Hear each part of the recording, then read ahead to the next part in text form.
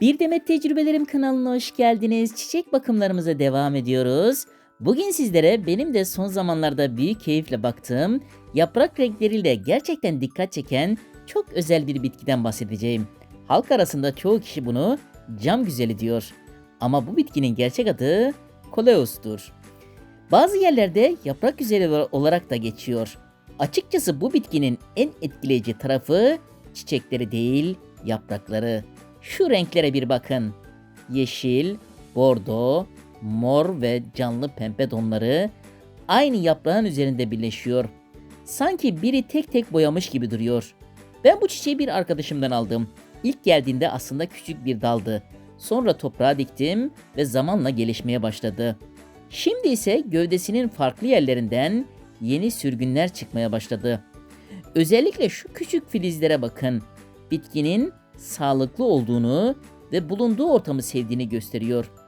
Coleus aslında bakımı çok zor bir bitki değil ama birkaç önemli noktaya dikkat etmek gerekiyor. Özellikle ışık konusu çok önemli. Bu çiçek aydınlık ortamları seviyor ama direkt yakıcı öğlen güneşini çok sevmiyor. Eğer fazla güneşte kalırsa yapraklarında yanmalar oluşabiliyor. Ama ışık az olursa da renkleri solmaya başlıyor. Ben pencere kenarına bırakıyorum. Gün ışığını güzel alıyor ama bütün gün sert güneş altında kalmıyor. Sanırım şu an bulunduğu yeri seviyor. Çünkü yaprak renkleri oldukça canlı. Sulama konusunda ise en büyük hata fazla su vermek. Bu çiçek sürekli sırılsıklam toprak sevmez. Ben genelde toprağın üst kısmı hafif kuruyunca suluyorum. Parmağınızı toprağa dokundurduğunuzda üst taraf kurumuşsa sulama zamanı gelmiş oluyor. Ama sürekli çok ıslak kalırsa kök çürümesi başlayabiliyor. Toprak konusunda ise hava alan, yumuşak ve torfu toprakları seviyor. İsterseniz içine biraz perlit de ekleyebilirsiniz. Bu bitkinin en güzel özelliklerinden biri ise çoğaltmasının inanılmaz kolay olması. Bir dal kesiyorsunuz, alt yapraklarını temizliyorsunuz, sonra suyun içine bırakıyorsunuz. Bir süre sonra kök vermeye başlıyor. Kökler uzayınca da toprağa dikiyorsunuz.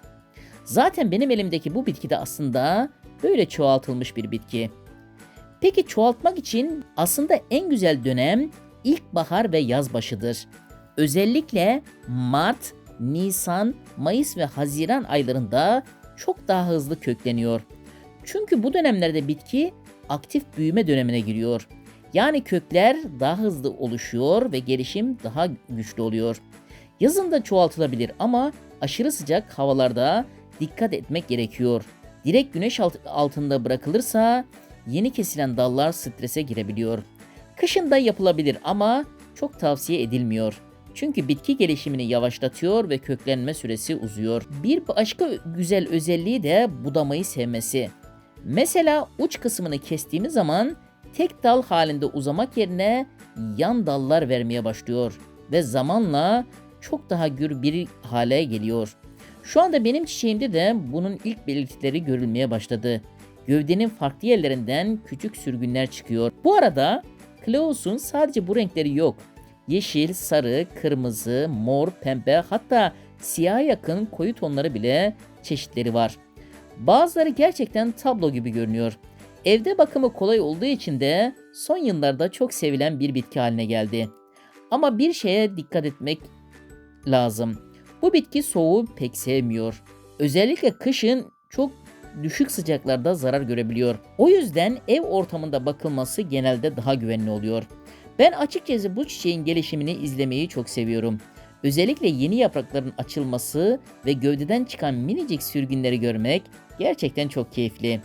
Şimdi bakalım önümüzdeki günlerde nasıl gelişecek. Belki biraz daha büyüyünce yeni dallar alıp tekrar çoğaltırım. Eğer sizin de evinizde bu çiçekten varsa yorumlara yazınız. Bakım konusunda sizin yöntemlerinizi de merak ediyorum. Videoyu beğendiyseniz destek olmak için abone olmayı ve kanalımı beğenmeyi unutmayınız. Daha fazlasıyla alakalı kanalıma bekliyorum. Bir sonraki videomda görüşmek üzere. İyi günler.